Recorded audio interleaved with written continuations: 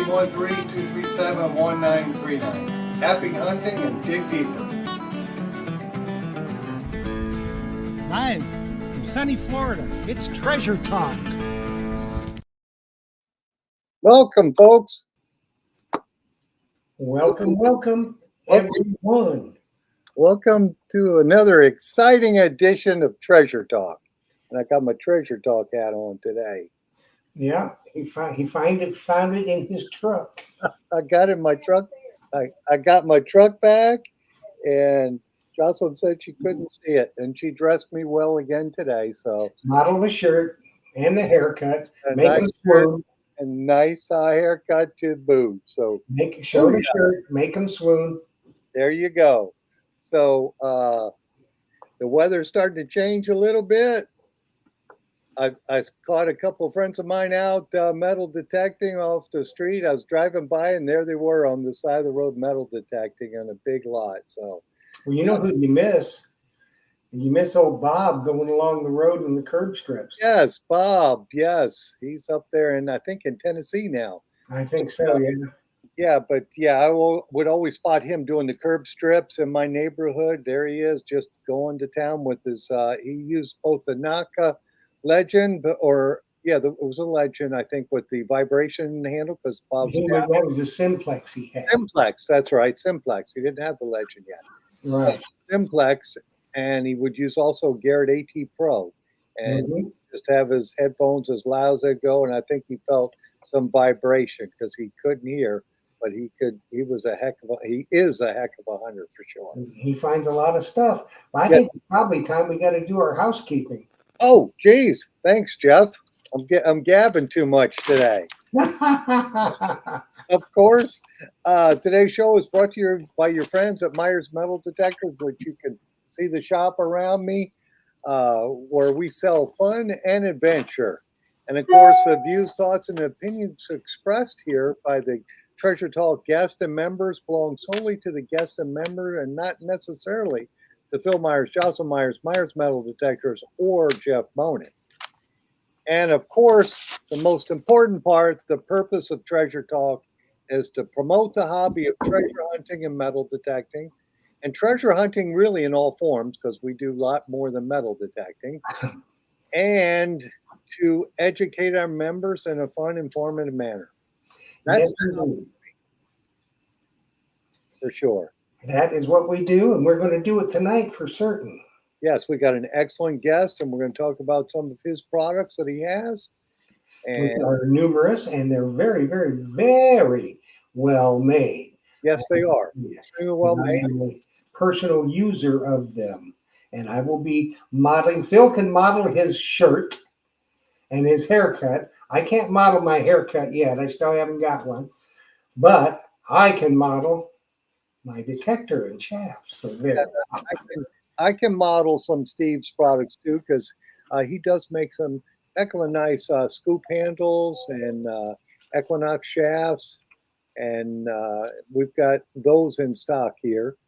And of course, we can sell you the Deus too, and hopefully we'll have those in stock. But if not, we'll send them to Steve to get that shaft, because if you're a tall guy, it's tough with that shaft that comes with the Deus too. Yes, it is. And if you want to hunt in the water, the stock Deus shaft waves. It's not good in any kind of a current. But there's some other advantages with the shaft that Steve makes for the Deus 2 that I will show you. Yes, for sure. And then hopefully Steve's been doing some hunting. I don't know, with doing making all those shafts, we'll discuss his hunting too. Yeah, he's busy. We got a Facebook user that's saying it has been a while since they've been on, and I don't know who it is. They didn't put their name in, so whoever it is, welcome back. Welcome back for sure. Welcome back. I hope their name's not Cotter. Now you're dating yourself there. Well, I'm old. There's no getting around that. Me too. I like that show. I thought it was a funny show. It was John Travolta was on that show. Up your nose with a rubber hose. Yes, John Travolta for sure. Yep. All righty. Well, I guess we better quit the chit chat. Yep, and bring our guy on Yes, for sure. because he has got shafts to build and all kinds of stuff to do. He's a wonderful human being. He has great hats and shirts, which somebody tonight is going to win one if you're Nice. real lucky. And thanks to Steve. So let's welcome Steve from Steve's Detector Rods. Hello, Stephen. Hi, guys. Thanks for having me on. Good to be here. It's We're good glad to see you're you. back for sure. You make You guys excellent. got me laughing here talking about Welcome Back, Cotter. You drugged me back to about 1974 or something when I was a little Yeah, kid. that was about it. That Yeah. was quick, wasn't it? We went back there really fast with John Travolta. I can't remember Yep. the other actors, but I remember. Well, there was a bunch of Lawrence Washington was in it.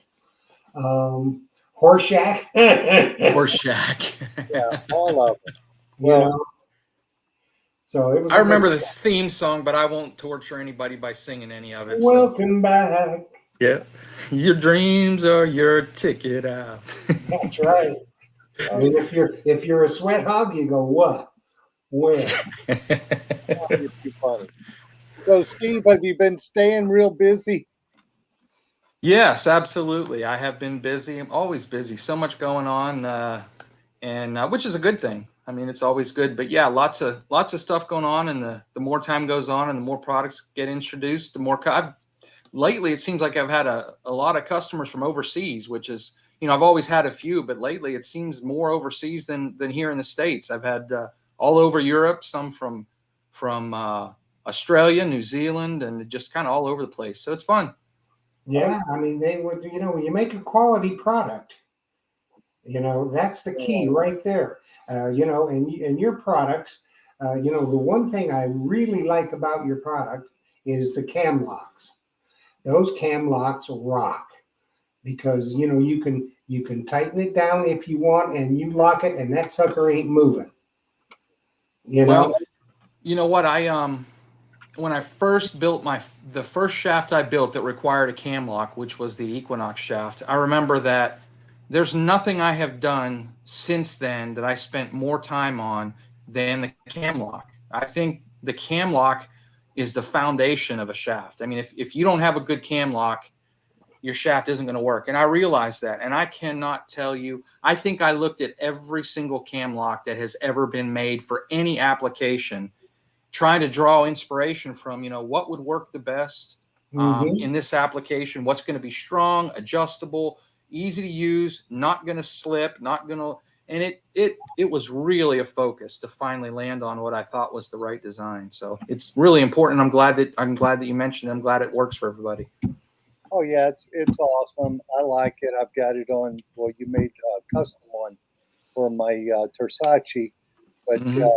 my customers who bought these just love the cam lock system, and it's super lightweight but super strong. So I know the 600 and 800, believe it or not, are still in production. They're still making them every day. So I know we're going to sell more of those. They have upgraded to the 7 and 900, of course, but a lot of people just love that 600 and 800, and they'll be using these for sure because they don't have that on. And I'll tell you what, the latest edition, the one that I have for my Deus 2. Now, I called Steve, it's been what, 3, 4, 5, 6 months ago, Steve, when we started this? Yeah. Yep. And I said I wanted a straight shaft for my Deus 2 that I could run my antenna up through the shaft. And Steve put his mind to it. And he said, well, I can make it come out of the handle. And that works great because now Deus is making a shorter antenna if you want. Now I'm going to show you my shaft. This shaft, because I was just down at in Tampa, what, a couple of weeks ago, Phil? Yeah. And we hunted. I mean, we didn't find anything because of the hurricane, so much trash and sand. Oh, We yes. hunted 7 hours every day in the water. And I tell you what, this shaft is just, it's kills. It's outstanding. And I'm going to show you. I've got my 11-inch coil on. If you can see, there's the 11-inch coil. There's the cam lock. You know, right there, that's the great cam lock. This thing rocks. It is a two-piece shaft, and you can see on the handle right there, you can see it. And let me turn it a little bit. I'm trying not to knock my microphone over, but you can see the back of it, how the unit sits on, and how the antenna comes up out of the handle. And the handle is fixed, and great arm cuff too. Great arm cuff, very well balanced. It's strong enough where in any kind of current, you're going to be good. And I mean, it breaks down. You know, it collapse down pretty short, and it's the best shaft I've ever seen, bar none. Thank you. I'm so glad you like it. Now, I've got some questions on that. On the Equinox shaft, you can have that counterbalance. Is that available with that shaft? Yeah, I can, any of the Deus shafts, you know, that one I made for him, that custom, it's a straight shaft. It's a custom shaft. I haven't had anybody yet. I've only made a couple of those straight shafts. I've never made one counterweight ready, but you could. But the regular, the Deus shaft that I have that's more similar to the Deus stock shaft, you know, the S shaft. Yeah, I have. There's been a number of customers that have asked for it to be counterweight ready, which is easy to do. You just put the fitting. I install the fitting into the end here, and then you can run. And there's a lot of people that already have an Equinox and already bought an Equinox shaft, and they already bought a counterweight. So just by adding the fitting there, that counterweight is interchangeable. If they've already purchased one, they can go ahead and use it with their Deus. Right, because if they're using that Equinox and they're using that 15-inch coil or the Coil Tech coil or the 9x14, which I think is weighted Coil Tech one, that would fix that problem. They could hunt all day with that because that weight gets to you after a while. Yeah, that's a big, heavy coil, that 9x14. Yeah, and I like those in the wintertime. I like to use the big coils when the tide goes way out, you know, the full moon, and then I can cover a lot of wet sand. I can't push those coils. I think my shoulder is too messed up from doing this all these years to push that heavy coil through the water. Yeah, that's something that we land hunters don't have to deal with, is that hydrodynamic drag that you get trying to push that coil through the water. Yeah. Well, I have to tell you, with this shaft that you made for me, the straight shaft, there is no problem with that at all.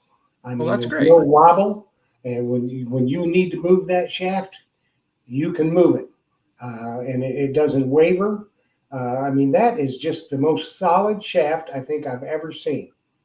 That's terrific. And you know, the thing about that is, you know, I don't swing a Deus myself, but the first time I picked one up when I was thinking about designing the shaft, that was one of the first things I noticed, is how flexible that lower rod is, especially if you have it extended out close to as long as it will go. When you're a taller hunter and you're extending that thing out, Yeah, I couldn't imagine how in the water that wouldn't just be flexing. It is. You know, every time you get hit by a wave. I mean, you got to get it out so far, even for me, and I'm short. I mean, Phil is, you know, he's a jolly green giant compared to me, and so I still had about this much of the shaft in there, you know, and it was still wavered. And I know it had to be bad for Phil and the taller guys, because and even on land, it wobbles all over the place. Yeah, that was definitely. You know, at my height, I've still got this much shaft probably back up in the top tube, that I could extend it out more if I wanted to. And so for Phil, he could extend it out with that cam lock being like it is. It just makes it great. And, you know, there'd be no problem at all with the wavering with that shaft. So let everybody know we're trying to work on some kind of a deal where Phil can get them in the shop. But it's a little bit of an expensive shaft. But if you're a dedicated hunter and you want the best that you can get, that's going to make your hunting day a lot more comfortable. I will tell you that. It'll make your hunting day a lot more comfortable. Pony up a little bit of cash and get the best you can get. And that's it right there. Well, they got a super detector, so you want to have I just can't believe Deus put that plastic lower rod on that that flexes for the water or for tough guys. And to be honest, Deus, they weren't big water detectorists, so they didn't know. Wouldn't you agree with that, Jeff? It was Yeah, mostly relic hunters yeah, using but it. they're really not, and and so you look at all the other manufacturers that really are not water hunters. Um, Garrett, for instance, sometimes their shafts are not good in the water. They're land hunters. Mine Lab, I think they copied Steve Shaft, myself, from the Manicore and the other ones, the newer ones. I think they took a look at this, said, "Hey, this is the quill right here. It We're was, going to copy it." yes. If you compare them, they look very, very uniquely similar. That's So, it. That's it know, exactly. the Equinox shaft that Steve makes, it looks very similar to except for the teardrop washer on the bottom. It does look very similar to the other manufacturer for sure. So, Steve, you said you didn't use the Deus 2. So, what do you hunt with? At this point, I'm trying to make that transition over from an Equinox 800 over to the Manicore, and Okay. it's I haven't got enough hours on it yet to make any definitive. I've had it since February, March, something like that, but I've been so busy, and the other problem here is that we've had such a hot summer and such a Oh, dry summer that our ground is just rock hard. We've just been within the last week to 10 days, we've started to get a little bit of rain. The temperatures have come down a little, so it'll get better here shortly, but it has been so hot and dry. I haven't gotten the hours on it between the weather and how busy I've been to really, get that feel for it. Where when I would take the Equinox out, it was, it was to the point where I had used it for so many years, it was pretty easy to have a good idea what was under your coil. right. And with that Manicore, it's a different machine. It's not just a souped up Equinox. It's a different machine, and it's taken a while for me to try to learn some of its quirks. Matter of fact, I took my annual trip back home with my family to visit the rest of my family that lives back in Pennsylvania, and I knew I would finally have a break, some time to get out and hunt, and cooler weather, softer ground. And after the first hunt or two up there, I remember saying, you know what? I'm not sure I'm not just going to go back to the Equinox. This is, I put in a lot of hours there and thought this is just difficult. It's not I'm not meshing with the language. But with that said, by the end of the vacation, I had started to develop a little bit of comfort with it, a little more understanding of what it was trying to say. And I actually I think I got a message from the detecting gods telling me you don't want to switch, because one of the funny thing is I had a customer that while I was there had sent me a message, said, how you doing on your trip or whatever. And I said, I've only been out a couple of times and I'm struggling with the Equinox. And he asked me what I was finding. He said, if you're back in Pennsylvania, there's probably some old stuff. And I said, yeah, I usually find a few good old coins while I'm here. And I said, honestly, this year, what's been on my bucket list is to find a real. I haven't found one yet, and I'd love to find one, but no luck so far. It was 3 days later, I dug a half real at a church an old church that I know of, that I've hunted a number of times in the past with a number of different machines. But I managed to get a seated dime and a half real that day. And that was kind of I think the detecting god saying, stick with this with this Manicore. It's quite a machine, and it is. It's taken me a while to learn the language and kind of get in tune with it. So that's what I'm swinging mostly right now, is that Manicore. Okay. Yeah, I had the Manicore over at the beach, and I can see where if you learn that, you have a little more information when you have the little. For the longest time, I thought it wouldn't be that important, but that little digital 2D image there can make a difference. I think we're not necessarily for beach hunters, but for relic hunters, Yeah. that's going to have a big play. I see that as something that that technology, as that gets better, we're going to have better images, maybe Yeah. larger. Yep. It's almost like you have to, detecting obviously is all about learning to connect what you're observing with what's actually in the ground. And with a machine that doesn't have those visual displays, maybe just has a number or whatever, we're trying to use our ears and hear the sounds that we're hearing. And then you dig up the target and see what it is, and you make those connections. Oh, that sound kind of means this. And over time, that's how obviously how you learn what's under your coil is I've heard this sound before. I've heard this tendency before. But it's almost like on the Manicore, there's two things you have to learn. You have to make those connections audibly and say, okay, here's what a deep dime sounds like. Here's what a rusty nail sounds like. Okay, I'm starting to get this. Well, then you have the whole display to learn and say, what does a deep dime look like? How does it behave on this 2D screen? What does a deep rusty nail look like? How's it different from the dime? So it's almost like you've got two things there to learn, the audio and the visual. Yeah. It looks like we got a question from Jocelyn, just told me, from Finders Keepers. And he said, would Steve ever relocate to Pennsylvania to hunt with a fan? What part of PA is your family from? Western Pennsylvania, about 30 miles northwest of Pittsburgh is where I'm from, Beaver County. Okay. So yeah, I would love to relocate back there. Let me tell you, there's a lot more old stuff in the ground to find than there is here in Oklahoma. Okay. And the weather's a lot nicer too. Maybe not in January, but otherwise. Yes, and does your ground doesn't freeze in Oklahoma, does it? You know what? The thing about Oklahoma is we can get cold weather, but when we do, it lasts 3, 4, 5 days most of the time, and then you're back in the 50s and 60s. It's just short-lived. You never get locked into where. Matter of fact, growing up in Pennsylvania, one of my hobbies was ice hockey, and so the big thing was always we're waiting until the ponds freeze over with 3.5 to 4 inches of ice, which is kind of the minimum before you can go out and skate.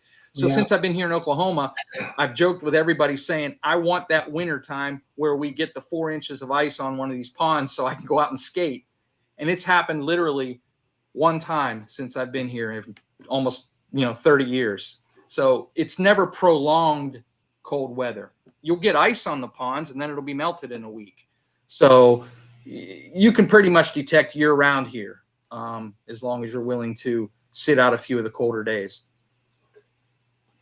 We got a comment from Johnny Height. He says, happy days. I've got a custom Steve's lower rod on my Equinox 900. Ah. Glad to hear it. So how does that work, the custom lower rod on this 900? Explain that a little. Well, basically, there's a couple things I'll say. One thing, if you have, a lot of guys that buy the Equinox, of course, it comes with an extra coil, the 900 and the 700 do. But there's only one lower rod. And, of course, a lot of people like to have a lower rod always attached to all of their coils. And since MindLab doesn't have those lower rods out, I started to make the lower rods so that if you just want a spare lower for your extra coils, maybe you have 2 or 3 coils from your Equinox 800 that now you're using with the 900. I do sell those lower rods to fit. And they have the same kind of carbon fiber pattern, the same surface finish, so they basically match the shaft that you have. But I also offer them in several different colors as well. But the other thing that I can do is if your goal not only is to have an extra lower rod or two for extra coils, but if you actually want to add some color to your shaft, I actually can do a 2-piece, which connects to the upper shaft of the Equinox, but it consists of a middle and a lower. And that way it allows you, if you want to add color, you can put a colored middle and lower shaft on and attach it to the MindLab upper, and that works just fine. So you kind of have the option, just the lower rod in a couple of different colors, or you can do a 2-piece, a middle and a lower, and like I said, add a little bit of flash or color to it if that's what you want to do. So yeah, the colors are. Or what you could do is you could, instead of having the copy, you can just have Steve build you a whole shaft in the color you want and take your pod and put it on that shaft and have the original with the counterbalance if you need it. The only issue with the 800, with the 900, go ahead, Phil. I was just showing the blue because Johnny. Oh yeah, that's the blue one. I was showing the red one. Johnny Hyde said I'm reading the stream that he has the blue one. Oh, okay. So you can make those extra lower rods. Now, are they the same lower rod that's on these here, or is that different? They are the same, except they're smaller. Because the Equinox 900 shaft is a 3-piece, the upper shaft is the same size as the upper shaft that you have. The middle shaft section is the same diameter as the lower rod that you have there. So the lower rod has to be one size smaller still. Oh, okay. Does that make sense? So that lower rod for an 800 is not compatible with the 900 shaft because the lower rod has to be smaller in diameter. Okay. It's one size smaller. Right. So, but what I was going to say is, thus far, I have decided not to build the upper section for the 900, because what MindLab did that makes it difficult is if like on the 800, obviously the entire handle assembly detaches very easily. The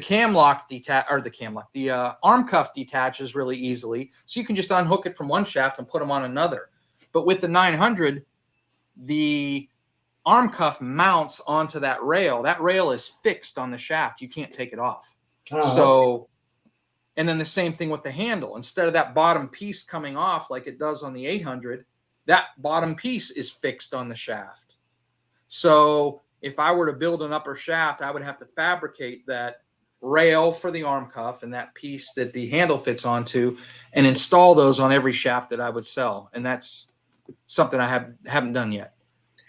Hey, Jeff, I see you got Kathy's question on there, but this one has got my interest. It's from Bill Murphy. Do you make a collapsible shaft for scoops? That's an interesting question. I do not make a collapsible for a scoop. I have made two-piece scoop handles, travel handles, where they unscrew, sort of like a pool cue. Right. But as far as a collapsible one, I have never done that. My concern would be you're putting so much force on a handle when you're digging with it that connection point is the concern. Yeah. And I can't imagine a cam lock that would have enough structural integrity to hold that pressure. When I do it with the screw-in ones, they're made out of an anodized aluminum connector. That connector actually fits inside the tube by about 3 or 4 inches just to give it enough structural rigidity. If you just had a cam lock there, I'm not sure you could build I have thought about that and I've been asked about that, and I have not been able to decide that there is any type of a cam locking system that would allow a collapsible shaft that would also be strong enough to deal with the abuse that it would take. Yeah. Now, another interesting question from Kathy Bacorn is, could you make a shaft for the CTX 3030? I do make a lower rod for the CTX 3030. So that's no problem at all. If that's what the question is for, yes, absolutely. And I've even made those in 2-piece sections as well, so that they can be unscrewed for travel purposes, because that lower rod on the CTX is about 32 inches long. So it's kind of long. Some people want them to be able to fit into a suitcase or whatever. So I have made 2-piece lower shafts that unscrew, like we just talked about with the scoop handles. But a complete shaft on the CTX is almost impossible, given the way that machine's designed. And it's the complete shaft it would be almost impossible. But the lower rods, yeah, absolutely. If you need a lower rod or a 2-piece, yes. Now, are your lower rods the same width as the CTX? Diameter wise, yes. That's a bummer. Why, you want thinner? No, yeah, because pushing that through the water, that resistance, when that shaft is that wide, it makes it hard to do that. Oh, I get it. But you know what the problem is? The limiting factor is that inside the shaft cable. Right. You know, you've got that connector that screws in.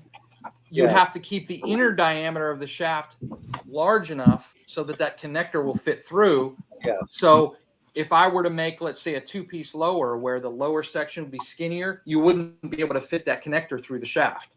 So you're kind of limited there. Yeah, you made my Tersace lower shaft a little thinner, and that sliced through the water so much easier. Nice. Glad to hear it. Yeah, when they're thin. And Jeff, I see you got that one. Yeah. Double G Diggs wants a close-up of, you got it there, Steve, for the days too? This is, let me say this. First of all, this mount, I've designed this is a round shaft, not a trapezoid shaft like the XP shaft. I designed this to be a round shaft, and the way that you remove this is it just unscrews. I've designed it so that it unscrews from the shaft. So that's one difference. Now, the face of this, if you can see that, the face is essentially identical to the face on the XP shaft. I hate this design. I don't like it at all, but it's kind of what you've got. You've got to work with it. So this part of it is the same as the XP. So your remote will pop right on there, just the same way that it does. The difference is because of the issues with that a lot of people have mentioned with those remotes, you know, their hand will bump the remote and it'll pop it off. I added this locking mechanism. If you look at the back of your remote, there's a little nub on the back of the remote. This little locking plate here, I don't know if you can see this. When you slide it forward, this screw, you loosen this screw, and then that allows this plate to slide back and forth. When you slide it forward, it fits over that little nub on the back of the remote, and then you just tighten your screw down and lock that in place. It sort of locks it so that when you bump the remote on the bottom, it can't pop off the mount. So it's just a little added security. I would still recommend using the tether because that's an expensive thing to lose if you would ever bump it off and it'd fall away. But with that said, this lock does help. It sits above that little nub that's on the back of the remote. And you can use a screwdriver for that screw if you want to, but I designed it to be a thumb screw. You just loosen it up and slide that plate into place.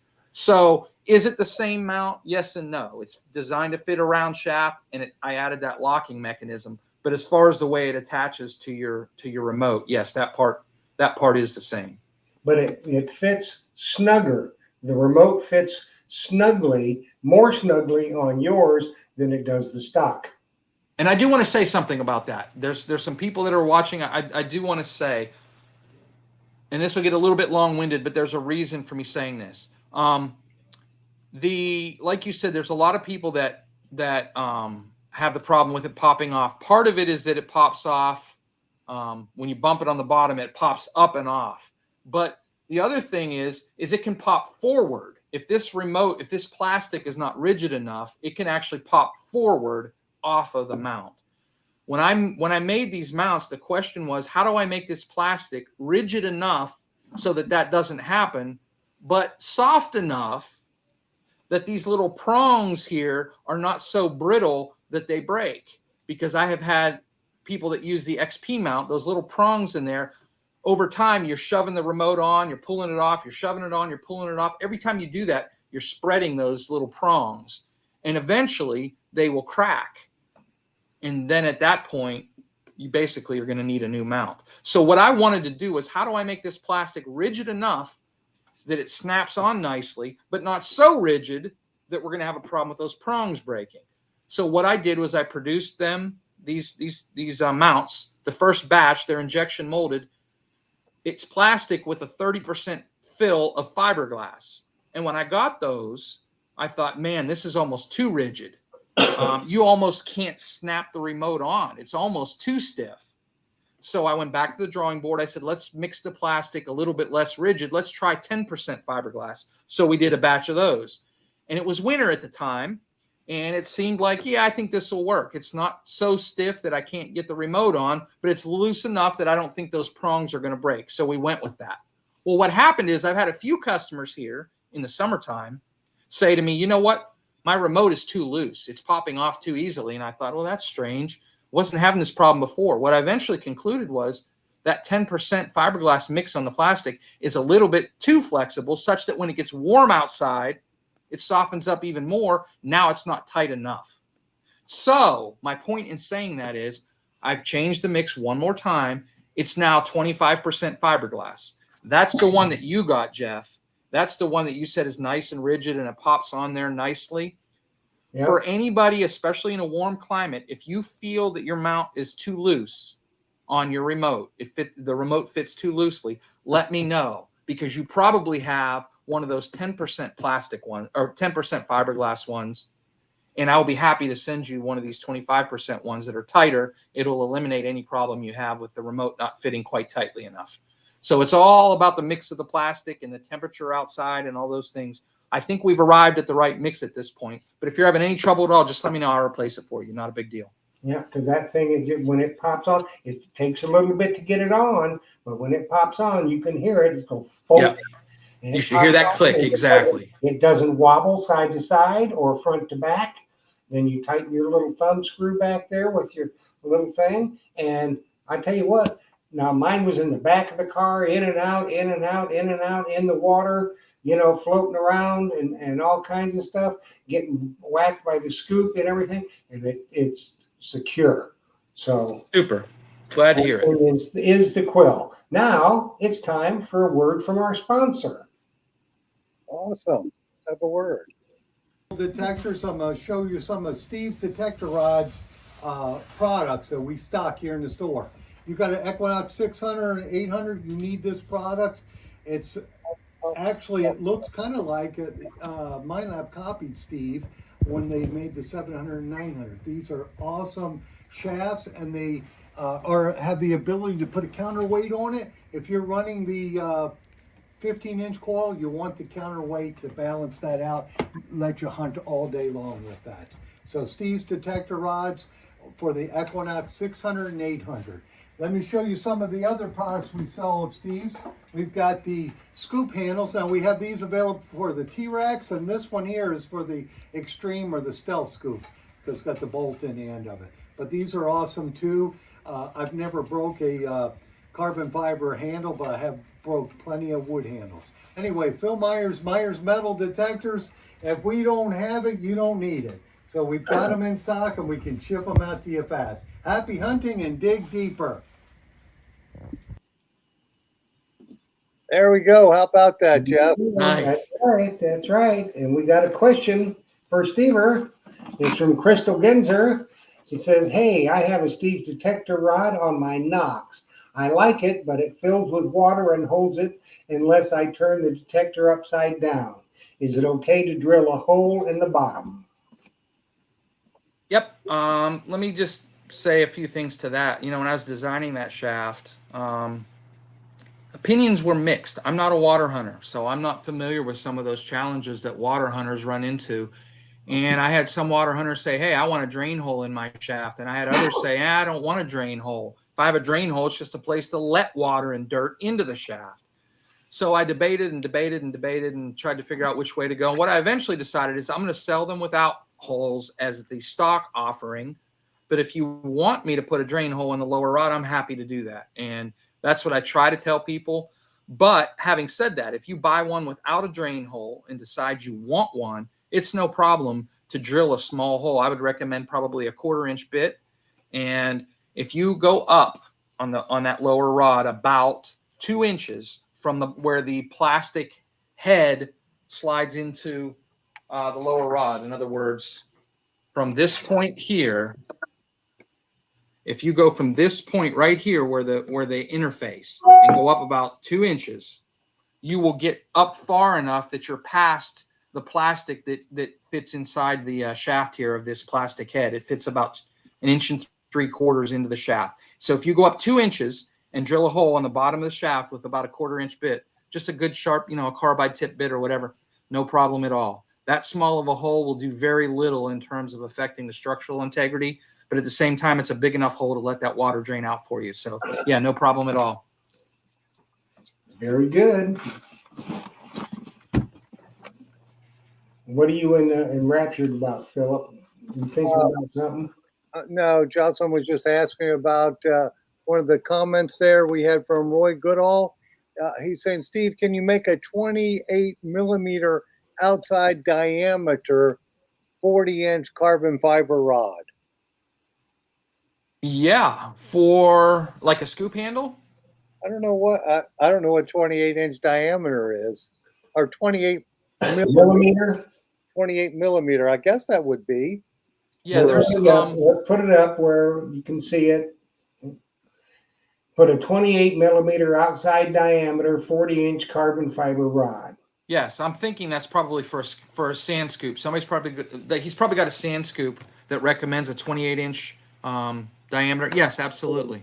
I would have to special order the tube, but that's not a big deal. Okay, it would take probably 4 to 6 weeks. Have? What's that? I'm asking Roy to tell us what kind of scoop he has. Maybe a CKG. Could be CKG. That's what we want to know. And then I got another comment here. This one's from Johnny Hyatt. I guess that says Hyatt. Phil put a Steve scoop shaft on my 8-inch T-Rex scoop. Fantastic. super strong, always floats. That's nice when Super. the handle floats because if you let go of the scoop and you're trying to get your target or whatnot, it'll float and stick up. So Yeah, that's that's great. really nice. Good It to is. hear it. And he's probably here in the Gulf of Mexico, and we're always out there in the deeper water, aren't we, Jeff? Yeah.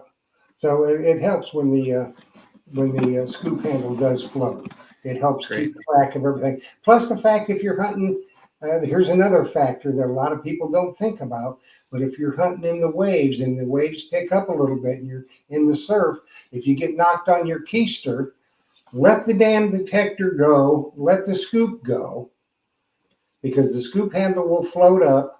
The detector, you should have your headphones on, so it's not going to go anywhere, but it's not worth drowning.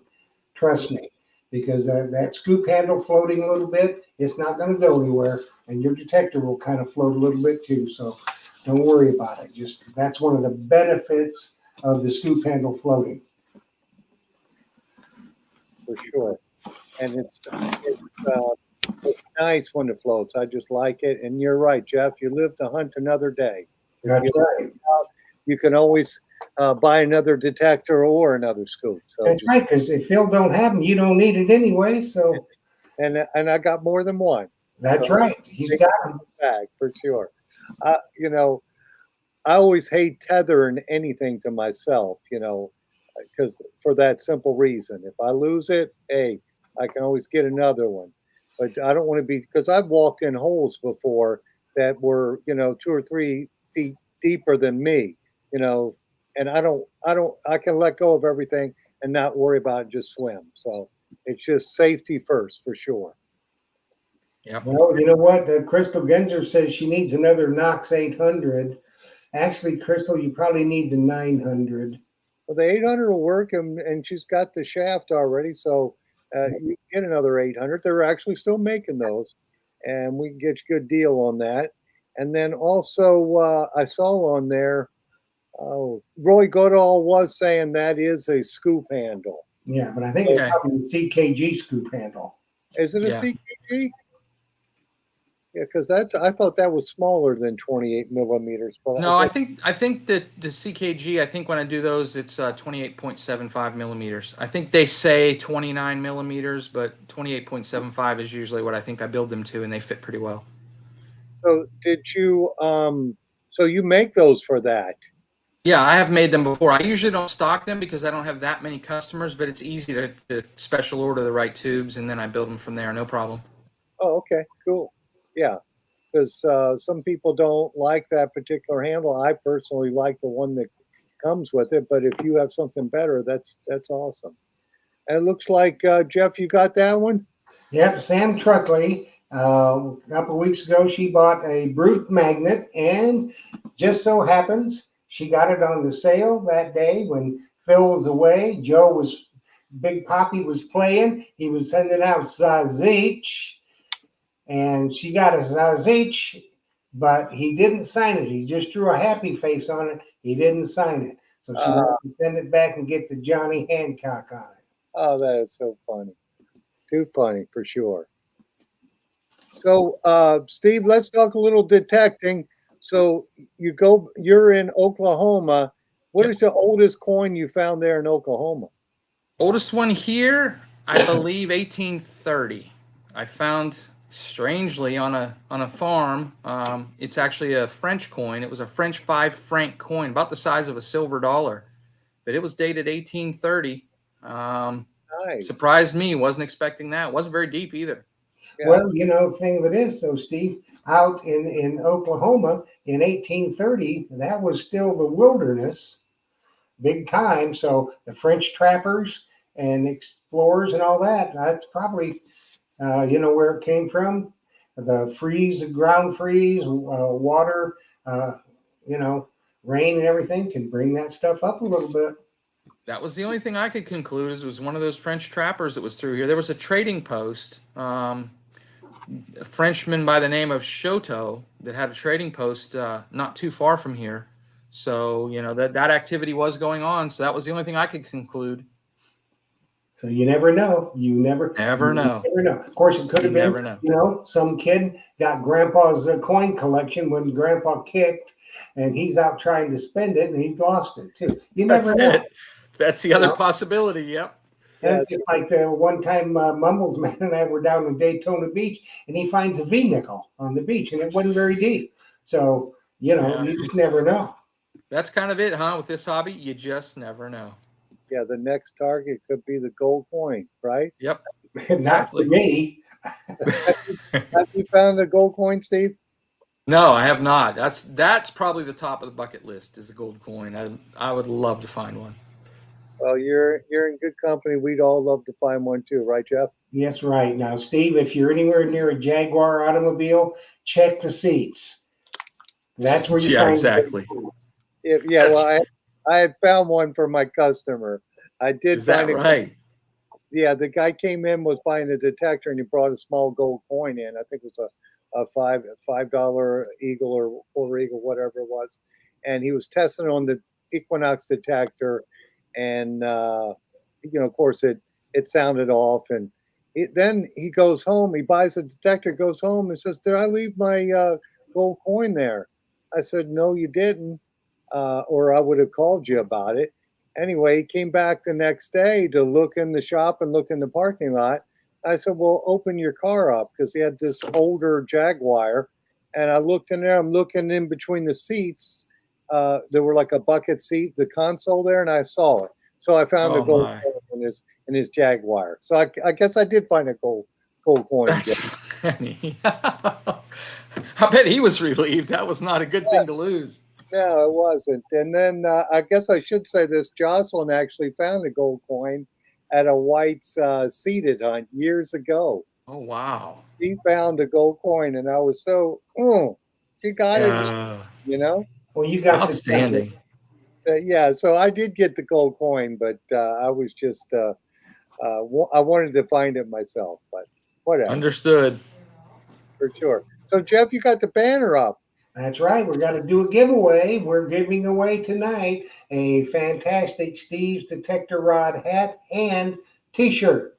Nice. And I couldn't find my T-shirt or I'd have worn it, but it's a great T-shirt. It's a gray one. Steve's Detector Rod's on it.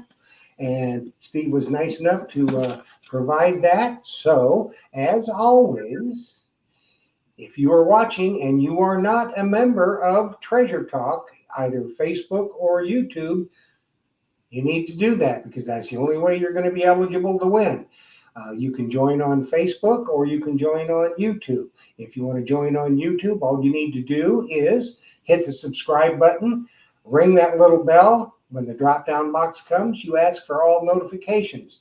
Then what you do is you send an email to treasuretalkshow@gmail.com telling me you are a new subscriber and a new member. That way I can go and check and be sure everything is okay.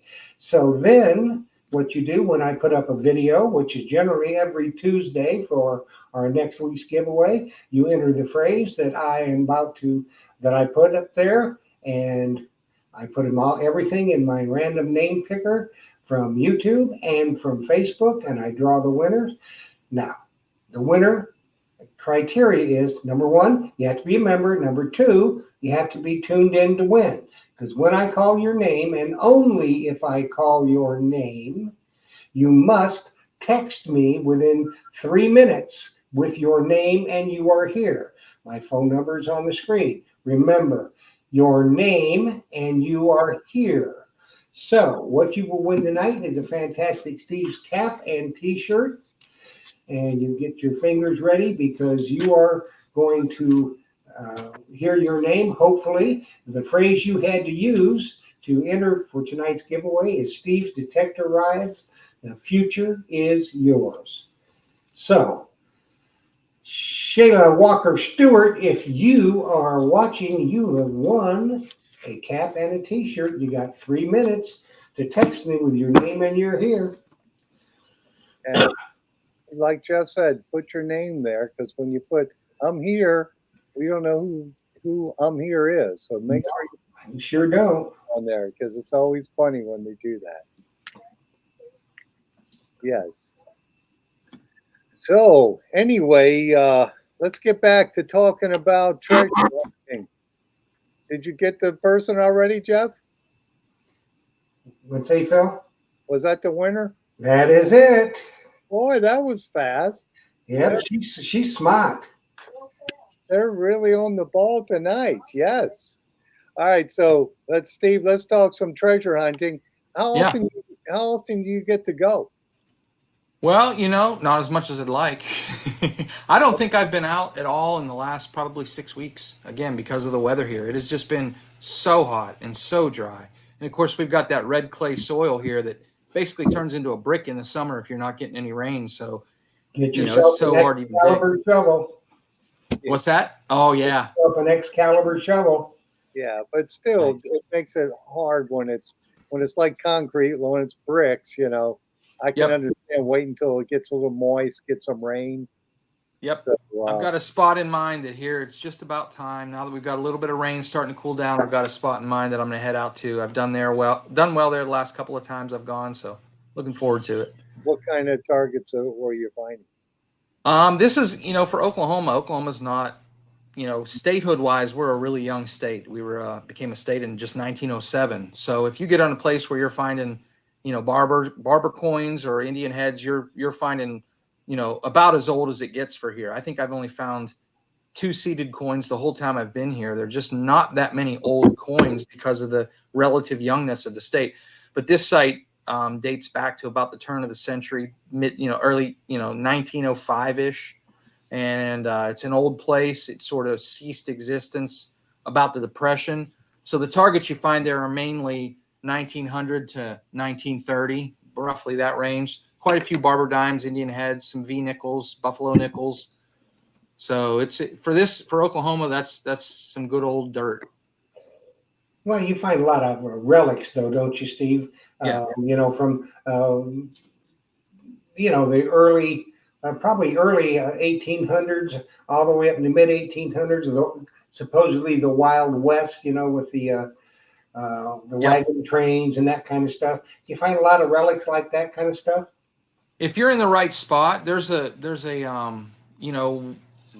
due to the history of the state, there was a number of different military forts that were put in place in that old Wild West time.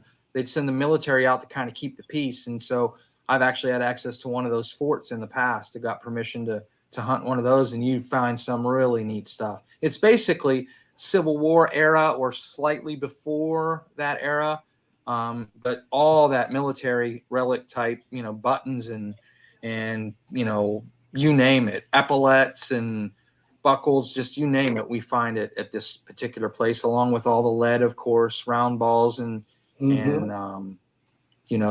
three ringers and ringtail sharps, all kinds of lead, pistol lead, rifle lead, and some coins. We have found a number of, that's where I found one of the seeded coins I found here. Actually, it was a seeded quarter I found on that site. Several trimes have come off that site, so it's a neat place. Cool. I think you've got some books in the shop, don't you, Phil, on that kind of thing, the old artifacts? Yeah, Where to find? I've got Butch's book, the one that he just put out from American Digger, and that's got a lot of old artifacts and stuff like that in it for sure. Civil War and pre-Civil War stuff. Cool. I don't know if it has Oklahoma in it though. Well, a lot of it would be basically the same kind of thing, I would think. Yeah, it's the same stuff, but I think it was. Well, let me grab it real quick. He did this one. Western Campaign and Beyond. Maybe it does have Oklahoma. But yeah, it's a cool book. It's got some really. Let's see. Nope. It's Alabama, Florida, Georgia, Kentucky, Louisiana, Mississippi, North Carolina, South Carolina, and Tennessee. So, Well, some of them probably went near Oklahoma. oh yeah, it's the same artifacts, the same Yeah. time period.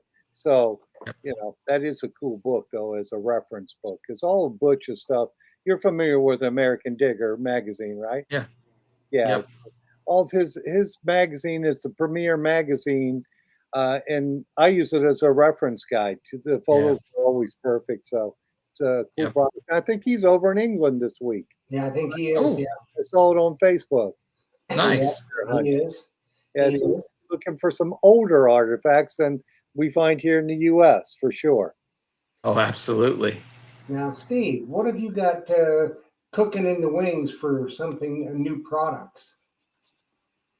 Most recent thing that I kind of showed this before, but specifically, the Deus shaft, I was selling it in just black. I've started offering it now in this red black color as well. So that's the newest thing probably that I've started to offer. But I also have what I will be working on is, we talked earlier about the Equinox 700 900 that I was offering the lower rods for that.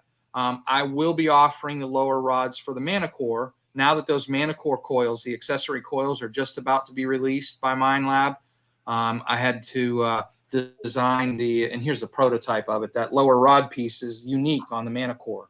So this is a 3D printed prototype of the design that for those lower rods for the Manicore. So that'll be that mold, the injection mold, is being produced right now, and I hope to have those out within 4 to 6 weeks. I'm hoping to be able to start cranking out the lower rods for the Manicore, hopefully in time for the release of the coils, the accessory coils.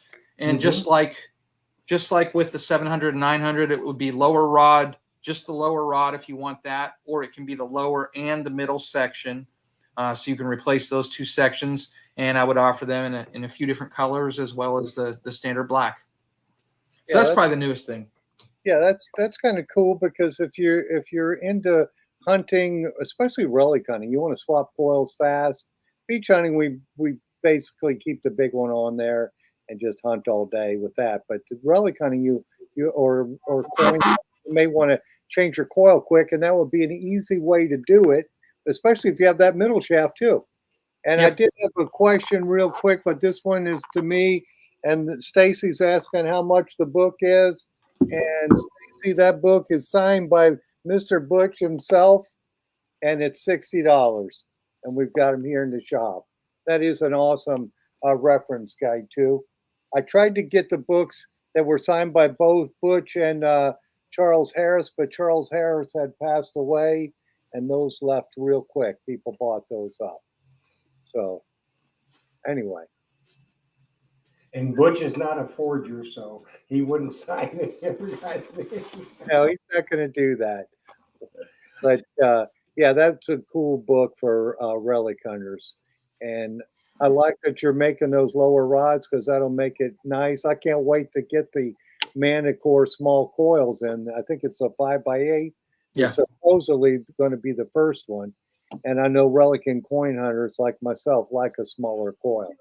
Yep. I've and also we're gonna- heard talk that it's more sensitive to small gold, so there might even be a beach application for that. Yeah, beach or gold prospecting application, Yeah. sure, for that. We're going to find out what's happening with Coil Tech because Trevor's going to be on in a couple of weeks. And I'm sure he'll be making some Coil Tech coils for the Manticore. Yeah, he alluded to that, so we'll see what sizes he's going to make for the Manticore. Yeah. Excellent. The Coil Tech coils are really nice coils. Yes. Yeah, you didn't see coilier breaking on the Coil Tech coils. Well, let's hope that they don't have that problem on the Manticore. Well, I don't That think. would really tick people off if they spent $1,500 and had the coil ears breaking off. Yeah, I don't think they will because of the design of it. You know, it's got that big block on there. It's the opposite. So if anything broke, it would actually be the coil shaft, and you just have to replace a shaft. Yeah, it would be most likely one of the ears here on the lower rod, and that's a less expensive thing to replace than the coil. For sure. And Jeff, look at time it is, my friend. Our hour is gone, and that hour went quick. So Yes, I wanted to say thank you, Steve, for coming on here and sharing your wisdom with our members here on the show. And thank you for the fine quality products that you produce. Thank you, Jeff. Thank you, Jocelyn. And I have to thank Jocelyn for doing my camera work for my commercial today because Big Poppy was over in Disney. And Big Poppy was over Hawkins Sazich at Disneyland, wasn't he he? was over at Disney with his daughter. So Jocelyn had to do the camera work. So thank you, Did Jocelyn. good. She did good. Now she's got to do another one for next week. Yes, for sure. We got to do that. I'll do that Saturday. So, Yep. Steve, thanks again, buddy. Appreciate you Hey, coming. thank you guys for having me. Enjoyed it as always.